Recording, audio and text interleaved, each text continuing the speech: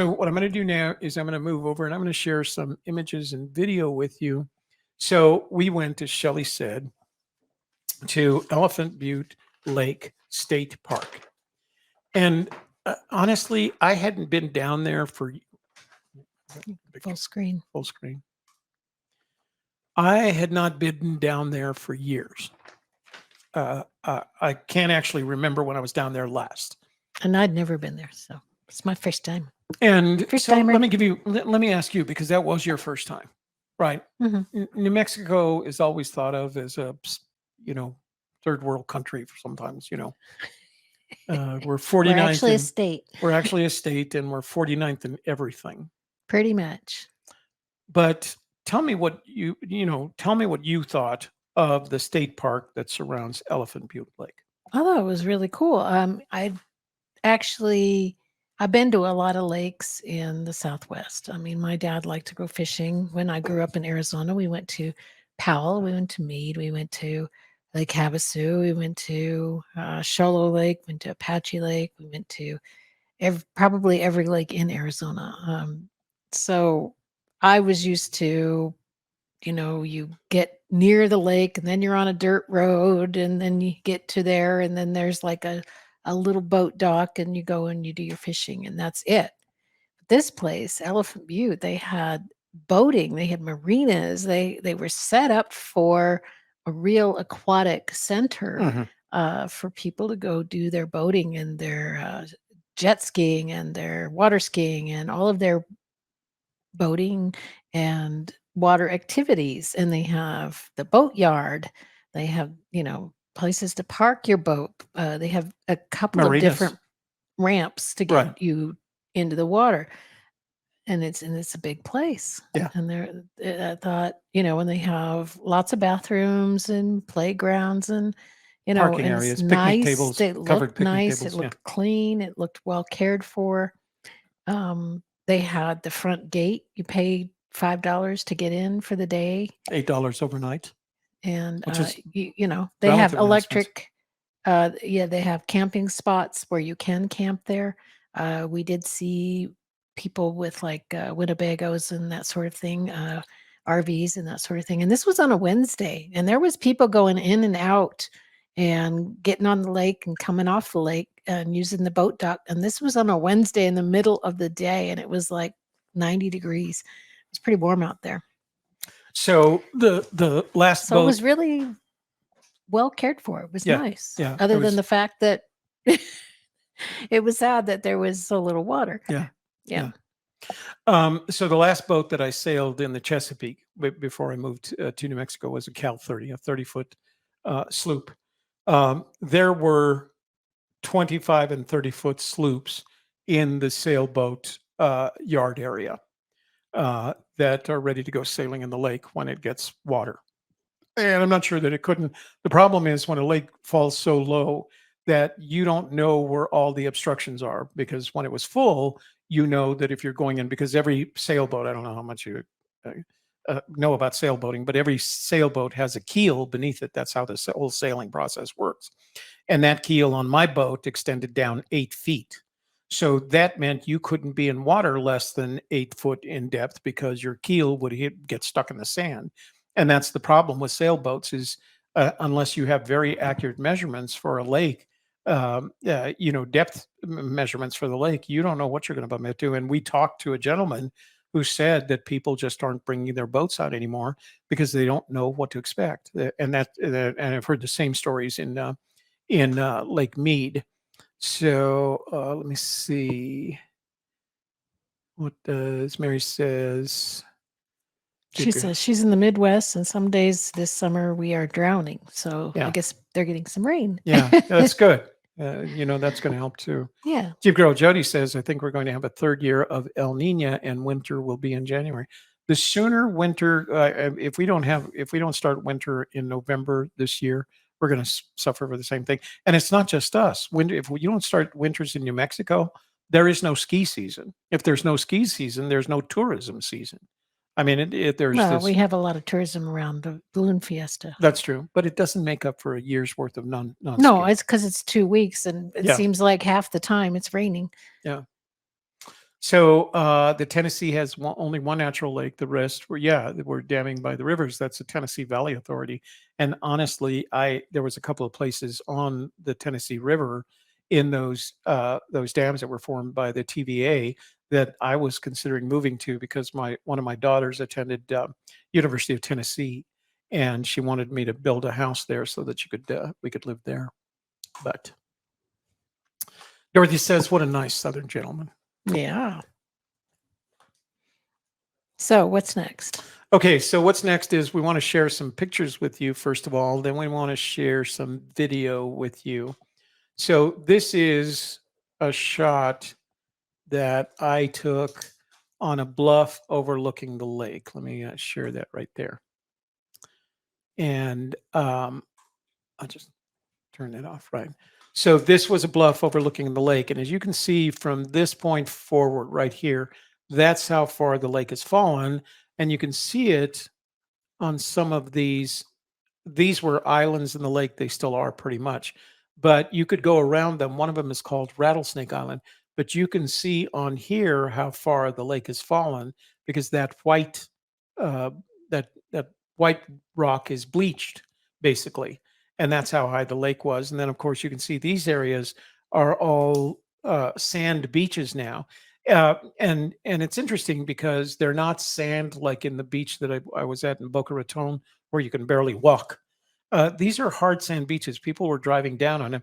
Now there is a sign at the door I mean at the entry point that says if you're going into the sandy areas, you should probably use a 4x4. They warn you in advance. But we drove around pretty much a lot of it in my car. Well, we kept to the We kept to the packed route. packed Yeah. area. Yeah, that people had already driven on. So you can see how much it's fallen from here. And this, like I said, it was on a bluff, but you can see people are driving down to the bottom, and they're picnicking on areas that you can see this area right here.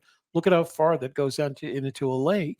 Well, if that water was 3 foot over that, and you had been boating in that area before with any problems, suddenly your prop will get caught on that muddy ridge now.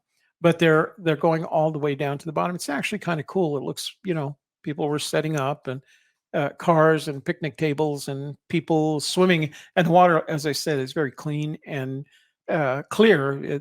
It's swim. I don't know what the temperature is. It's certainly not like river temperature. It's warm. It's not going to be 98 degrees, but it's going to be swimmable. And we saw people swimming. We were near the marina a little bit, and I remember from growing up, we were ever near a marina, it stank and it smelled like boat gas. Yeah, and yeah. This did not smell at all. Not at all like didn't that. stink at all. So there are, I guess there's mud statues around the lake of elephants, and they're made by the Friends of Elephant Butte Lake. And this is one of them. This was, and you can see, look at that sailboat behind it. He's got a 4-foot keel. They were putting up their mast. I thought that was cool. So one of the challenges when you own a sailboat is the maintaining of your mast. Some masts are collapsible, right? They've had bolts in them, and you can take them down. But all masts have lights in them. And so occasionally and this has happened to me, you're out in the water, you lose your lights, you have to use the ropes on the mast to raise yourself up in this little nylon chair to the top of the mast. These guys have a mast lowering stanchion. It's built into the ground. It's huge. And at a lake, you can take your big boat, lower your mast safely, and change your lights, and then re-raise your mast. And they set that up for this boat. It's right behind this elephant thing. As a matter of fact, the guy that's responsible for running it, as I was taking this picture, he came over and he said, "You want to get in the picture?" And I said, "No, there's already one elephant in there, so we're not going to have 2 elephants in that picture." There's actually 2 elephants in there. That's not a mama and a baby. Oh, that's true. I would have been the third one. So there's that. And the problem was when we got started this morning, I mean, it's a 2-hour and I'm going to say half drive with rest stops down there. We started at 10 and our plan was to be back by 4. And then we said 3 because we wanted to put this together in a single video for you. And we realized we're not even going to come close to that.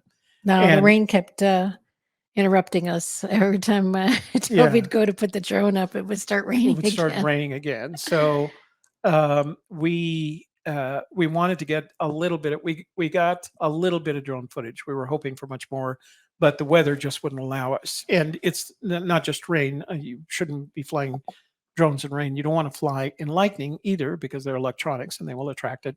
And the last thing you want is your drone struck by a lightning over a lake, because goodbye drone twice. So we had fun with that. So let me see. All right. So everybody asks, why do they call it Elephant Butte? Because at the southern end of the lake, and this doesn't do it justice because it's hard to tell, but I'm going to show it to you anyway.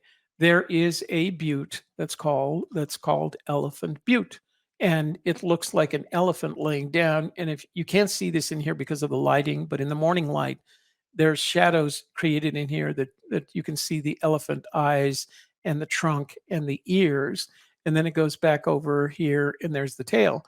So I'm assuming that the first person that who was it, Oñate, that came through this area looked at it and says, elefante. Where would they have seen an elephant? I don't know. Maybe they were Spanish. They had been to Africa. Oh, okay. I mean, Hannibal brought them to Rome. So okay. Elephant was not uncommon. Okay. But again, so you can see how high the water was, how right up here is the highest it got. And then over 30 or 40 years, it would lower little by little and go up and down in this area.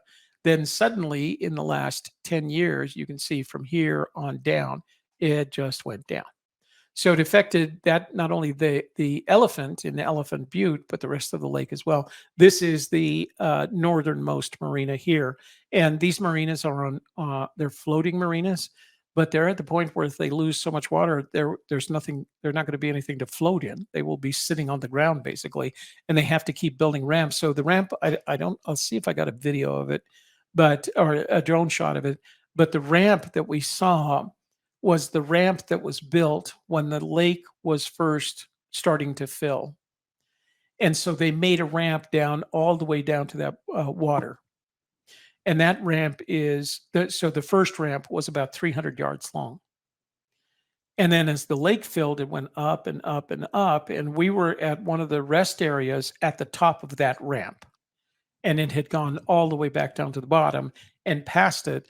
Basically, the boats down at the bottom of the ramp were actually having to put in to kind of a packed mud end of the ramp. It was finished. And I was talking to a couple of boaters that were like, we probably got another month before we won't be able to put a boat in. So again, it's affecting the whole area in terms of the economy because people aren't going to come back. One of the gentlemen that I spoke to that I didn't get to interview was a former state police officer diver. And I talked with him a little bit, and he said, I dove a lot in here and it was very safe. And I wouldn't go diving now. It's just, there's no way to predict where the bottom is, what it looks like, etc. It's also not a warm water fishery. I'm sorry, it's not a cold water fishery. They're warm water trout like bass and perch, and he told me one other that you can still catch in there, and they're still sunfish or crappie or something like that. They are still catching fish out of the lake. There are still people going to fish. So again, we were standing on a bluff that overlooked this area here. There was actually a pullout in the road where you could get to see it. So we launched the drone. So let me show you a couple of. Well, first I'm going to show you an interview that I did with a gentleman who, when I asked, one of the things he said is, make sure you enable the audio when you share it. On when where? you share. Where do I do that? You told me last time. Yeah, well, when you first tell it to share, it will ask you if you want the audio or not. Oh. So you have to unshare, I guess, if it's on that screen. All right, let me do it there. And then try to share screen. And then click that little box down in there. Oh, wow. That is annoying. And then pick, yeah. And then pick this one? Yeah. Okay. There we go. Wow. Be careful sharing screen audio. If you have a guest, they will hear themselves. Okay. Well, we don't have any guests. I got to make sure it's not too loud. Okay. So this was a gentleman that I interviewed while we were there. So again, this was spur of the moment, right? So there's nothing formal about it, but he agreed to do it, and I thought it would be. And then I realized that his whole head was higher than the camera. I had to adjust the camera, so I look like a midget in this shot. So forgive me for that. All right. So let's play this for you here. That's this one right here. And again, we didn't get a chance. Oh, Oops, what's all this right, one? moved over there. First. So, hey, everybody, this is Toby Eunice and Shelley Carney. Shelley's behind me, behind the camera this time. Wait, we didn't get to edit any of this stuff. We got here too late to do any edits. So forgive it. It's unedited. From News and Views, and we're here at Elephant Butte Lake in southern New Mexico. And I found a gentleman who's worked here for 20 years, and I wanted to talk to him, and I hope this wind isn't going through the dead cat. We'll see what you do. First of all, sir, what's your name? Wait, another thing. This is the ramp. This is a ramp that goes down 300 yards behind me. And right now it's out of ramp, and they're putting in their boats in this little spot here, which just happens to be packed, hard packed dirt. And let us know if you can hear it or not. If you're not able to hear it, let us know. I think you should be able to hear it. Yeah. Is that an issue? Well, that's what I think. Okay. Clayton Gowdy. Clayton, do I have your permission to put this conversation on our YouTube channel? Yes, sir. All right. So let's talk a little bit about, you mentioned you had been here a long time. How long have you been associated with the lake? About 20 years. And what is it that you do? I'm a boat inspection for right now, and I used to be a boat mechanic at the Cobalt boats. And have you enjoyed the lake? Do you fish? Do you boat? Things like that? Yeah, I do a lot of fishing, and then we go out on the boats and jet skis and everything. Yeah. Whenever my days off are. So you've been here for 20 years. I used to come down here when I was much younger, and I don't ever remember it being this low. How do you feel about how it's changed over the time that you've been here? Yeah, like when I first moved here, it was pretty full back in like around '97, and now that the lake's this low, it's changed a lot in all the business and everything. All the people that come, they don't like to bring their boats out here because they'll hit bottom because of the lake being so low and everything. And yeah, it's done a number to the economy and everything around here. I was going to ask, we're in the town basically of Elephant Butte, although the lake, it's named after the lake. Has it affected the economy there? Yes, it has big time. I mean, it's pretty hard for a boat business to stay open, stay afloat, because there's not as many people or anything coming down because of how low it is, and it costs a lot whenever people like hit the rocks or whatever that aren't marked. Yeah. So they don't like bringing their nice boats down here to just damage them. against the Yeah. rocks. Yeah. Yeah. So we're standing over the largest of the boat ramps here, and I noticed that it goes all the way down there, fortunately, but there's a point at which it looks like it runs into the mud. How long was where was the water on this boat ramp when they had it full? It was all the way up here to the top whenever it was full, but now, like at the beginning of the summers, it's like you can go all the way across the boat ramp, but now with it being so low, there's only like two people can launch at a time. So on the weekends, the line's all the way up here to the top from people trying to launch their boats, since they can only do it two at a time. They're limited to that one space down there. Wow. Yeah. So yeah, that's also what people don't like. They don't like waiting 40 minutes in line to just launch their boat. Right. And go out and hit rocks. Yeah. So the marina back there behind us also, is that, does that float? Does it go up and down? Yes, and they have to move it all the time as the water gets lower. So it's a lot of work for them. I mean, we're having to move it because the water drops quick whenever they open up that river. And so I was speaking to a couple of gentlemen in trucks over there, and they said that they had heard rumors, and that's all it is, that they may find it necessary to shut the water off at the dam so no more water goes out towards the south. Have you heard? What have you heard about it? I've heard that, but for the most part, all they did was slow it down. So until irrigation season's over. Yeah. So yeah, I think they're going to keep it flowing. And we're not far from the dam, are we? No, Down it's a there couple about- miles. Yeah. Yeah. Yeah. All right, Clayton, thank you very much. Yes, I sir. appreciate you giving us your time. And if you have a business card or something, I can send you a link when we promote this show, if that's okay with you. I don't have a business card, but I can give you my email. That'll be great. All If you right. just write, I'll get a piece of paper so you can write your email All right. down. I'd appreciate it. Cool. I forgot you. to do that. Yeah, Pleasure meeting you. you too. So, Shelley, why don't you come over here? You're new to this area. Oh, you're And so right. you Look at have my hands. maybe a different set of opinions. So you said you've never been down here before. No, my first time at Elephant Butte. And what are your first impressions of it? I mean, you know, Well, It's- it looks like it's down. yeah. You know, you can tell that it's not as full as it used to be because people along the beach and it's you know, a lot of little islands popped up that that would have been underwater before. They can't hear me. So it's kind of I got to stick you that know, in my it's like face, man. people are really trying to hang on to it, but it's getting away from them. Mhm.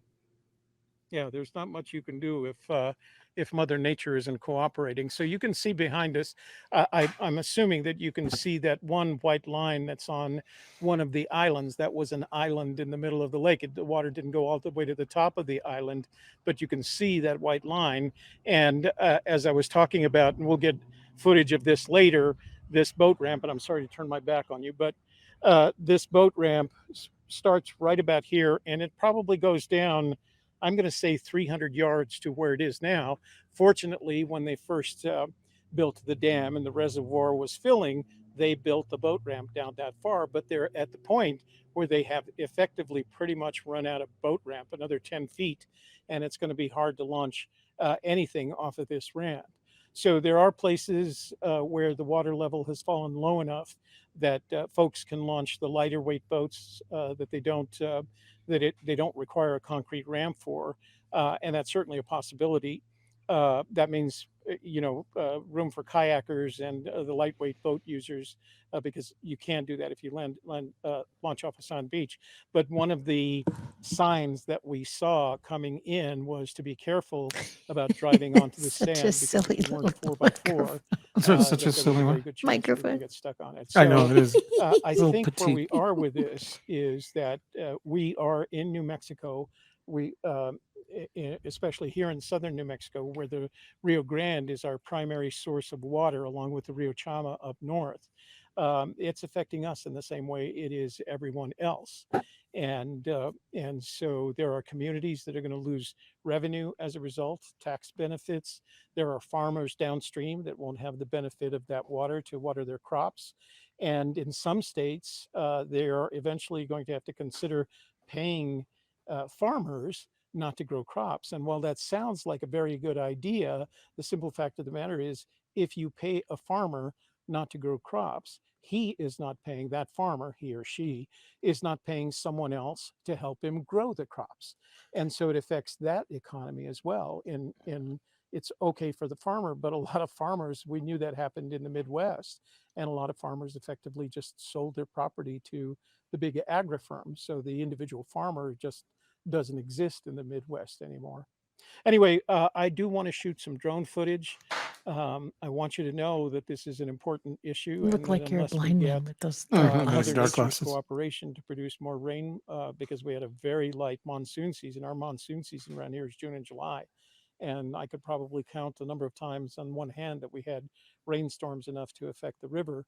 And the other thing is the snowpack. Now, I don't know enough about the science of meteorology to tell you whether or not this is related to climate change in general, but I'm sure there are people that can, and I hope to get some of those people on, because uh, everything everything that I've read indicates that we're not at the end of this 21-year drought. My hands. We're kind of in the middle of it, and we can expect less water and more problems associated with having less water. So thanks for joining us today. Thanks for joining us out here in the park. And it's a beautiful lake, even when it's not full. It's beautiful crystalline water, and it's got kind of a green tint to it. Right now, we've got clouds overhead. We've got some weather moving in, I'm sure. So I'm going to launch the drone so we can get some footage off the drone so you guys can see what it looks like from the air. Okay, thanks. So we did eventually. All right, first Whoa, things whoa, first. hold So, on, hold on. hey, It's looping. everybody. It's looping. So we did get some drone footage, but again, this is unedited. So you're going to see the footage from the time it takes off to, because I turned the camera on, and you'll see it from the time it takes off to the time it lands. In both cases, when we started, the weather was fine, and then it went sour on us. And again, you don't want a drone flying in lightning and thunderstorms for a variety of reasons, especially over a lake, because you're going to lose that drone. And I don't want to lose my drone because they're expensive. So this was the one that I shot right after we finished talking with Clayton. So I'm going to open that up here and I'll put it on pause for just a second. Share that with you.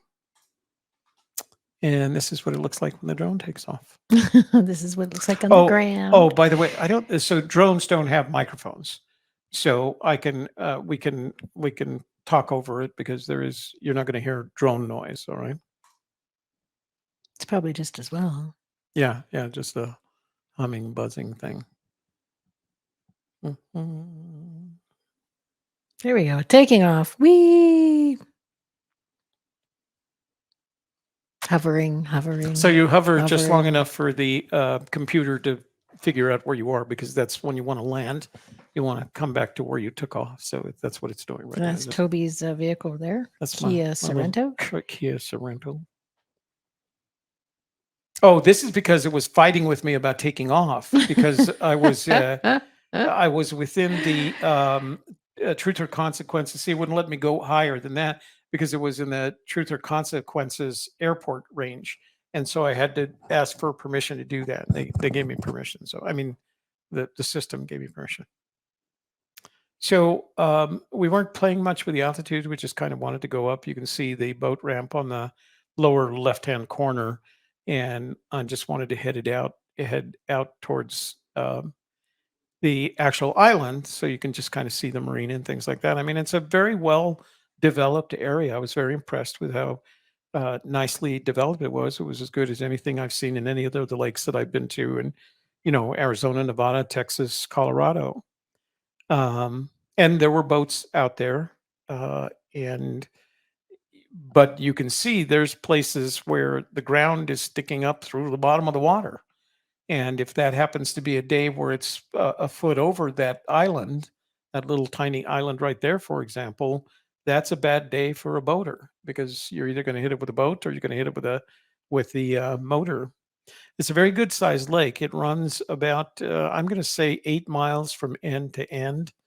But again, what you're looking at is area that used to be lake and now is just beach for all intents and purposes. But people have learned how to enjoy it. They go out anyway.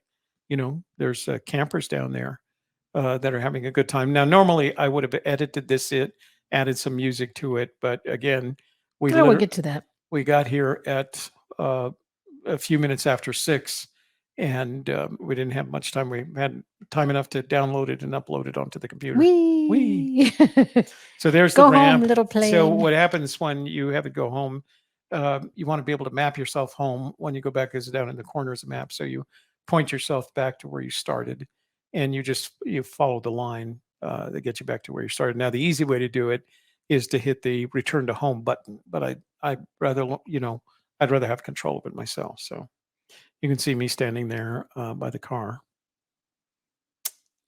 Turn the camera down. Whee! Because I use that handicap parking area as a takeoff point, so I can see it as I'm coming down. Yeah, you have a little circle spin and bring her down. So you can fly to a maximum of 400 feet above ground level from where you take off. That's the. Oops. I have to do it on there. Oh, I thought you could do it on there. I can't do. I don't think Are I can. you sure? JK, could you take care of our friend there? Let's see. Let me see what happens there. Yeah, see. I can do it on here because T Unis's. Okay. That works.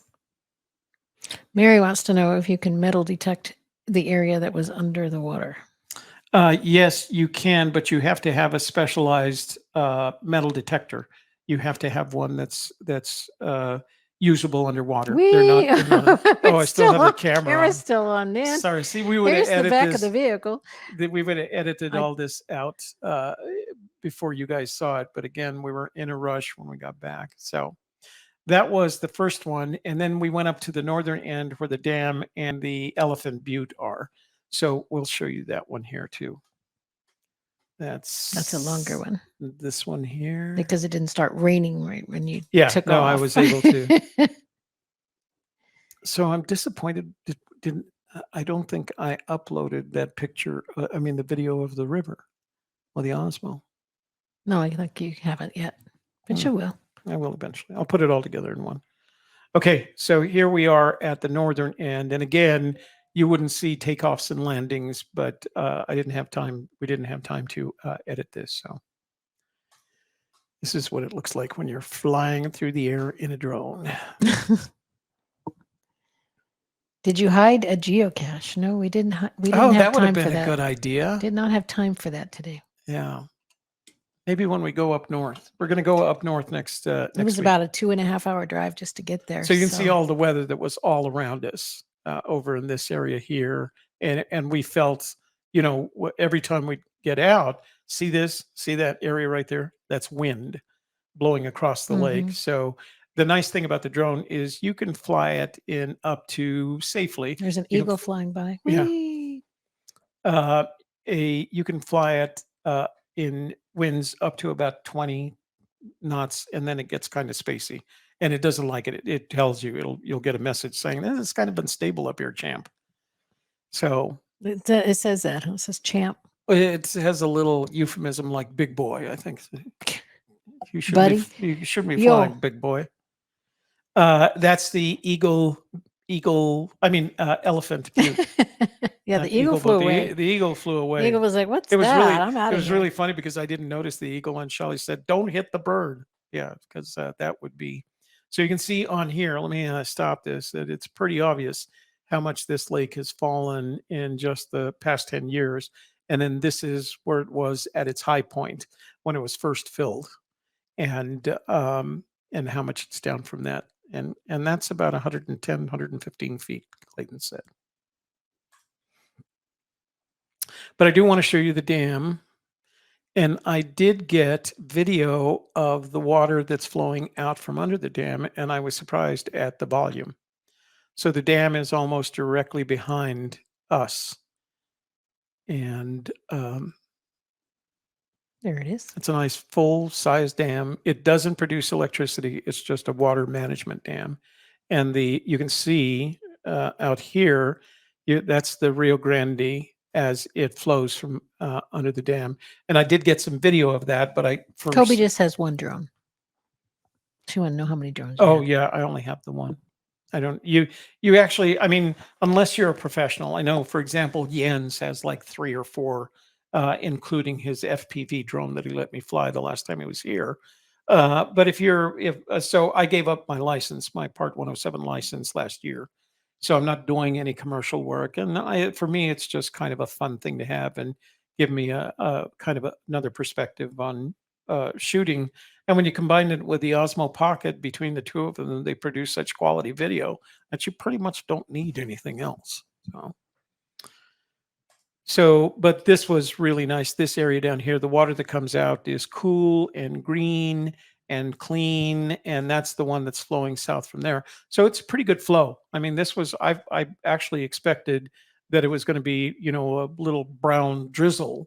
It wasn't. There was a great deal of water. As a matter of fact, it looked to me like the kind of water. I don't know much about it, but I think I'd like to find out more about it because I think it would be one of those below the dam water trips that I'd like to make. So in New Mexico, because I could get all the way to Texas and into Big Bend National Park.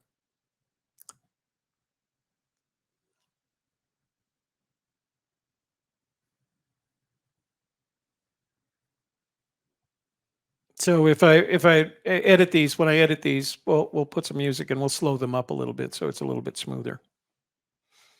But people still up there. Whoops, we're going to land Ooh, again. upside So down. first we go. How about you went way over the top of the Butte. No, I think I went out towards so I pointed the camera down. So you can adjust the camera angle from 90 degrees straight to 90 degrees down, right? And so I pointed it down because I hadn't seen any of this and I couldn't tell whether this was at one point underwater. And you can see there are areas that were underwater that are now roads, you know.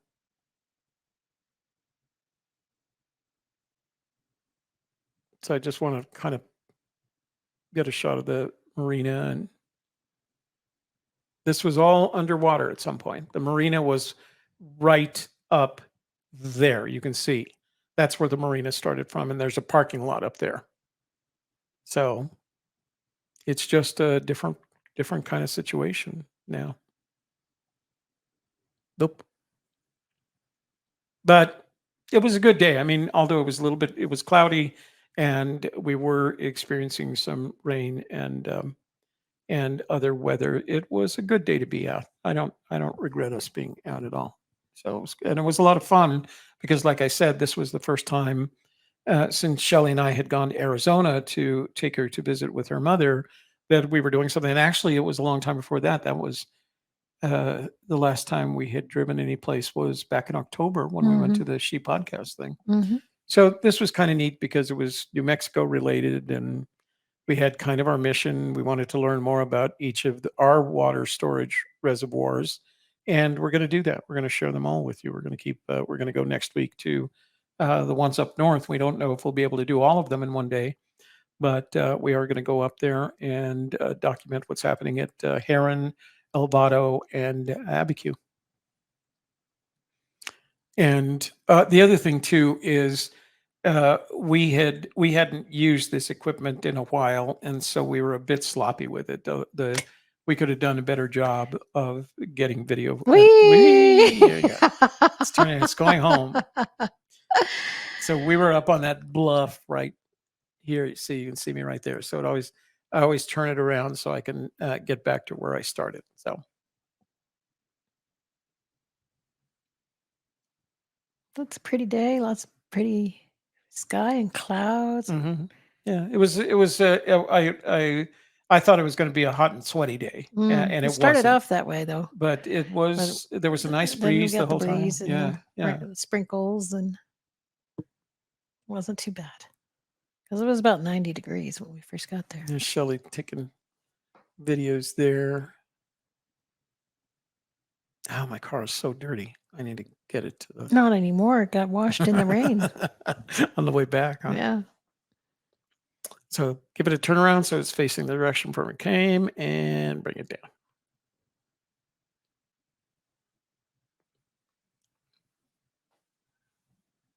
And a control unit you can see what the camera sees with the control unit. So you always know what's going on. And you have other things. You have a tracking mechanism. You can see it as either a satellite image. It's a very complete control mechanism. Ah! Oh, look, rain in the distance. Yeah, no, that's how it was all day. So There's the again, ground. normally we would edit all of that out for you before we showed it to you. So here it goes. Watch. Moving.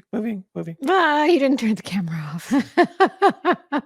You can stop the video, you know. I know. I don't know why I forget to do it each time. So just No, walk I mean around. right now. Oh, yeah. So I thought, this was the last. There was one other video that we took of the river that I wanted to share with you, and I didn't upload it. But then we did this on the way back. So God heard that we didn't have enough water, and He sent us some today. Not even coming down in front of us, though. All that water is between us and home. So we did get rained on not the entire way back, but a lot of the way back. So we have a good day? Yeah, we got to go on a road trip, and we saw some rain, and we saw some birds, and we saw the lake, we saw the elephants. The elephants? I gotta tell you, folks, for those of you that think New Mexico isn't that great a place, or that we're ranked 49th and everything, I don't think I've been to a state park, a New Mexico state park, including Elephant Butte, that I wasn't impressed by. And although they are experiencing some water shortages, the lake isn't anywhere near full capacity. It's still a good-looking area with plenty of picnic spaces and restrooms, and whether you're boating or not. The marina is still active if you have a boat in the marina. So if you need a place to go, if you're south of Albuquerque and you just want to be near the water, and the water is warm and swimmable, it's clean water. It's got a beautiful green color, emerald green color to it. Elephant Butte would be as good a place as any, and considering how far the water level has fallen, you're basically on a beach. And that's what we saw. A lot of people down there with their four-wheel drives. They recommend that if you're going down into the sandier areas, that you have a 4x4. But we saw a lot of people who would take their 4x4s down there, spread out blankets and umbrellas, and we're doing a beach day. So highly recommend it. We're going to come back. The next time we're going to have a boat. So we'll make sure we get a lot of video for you then.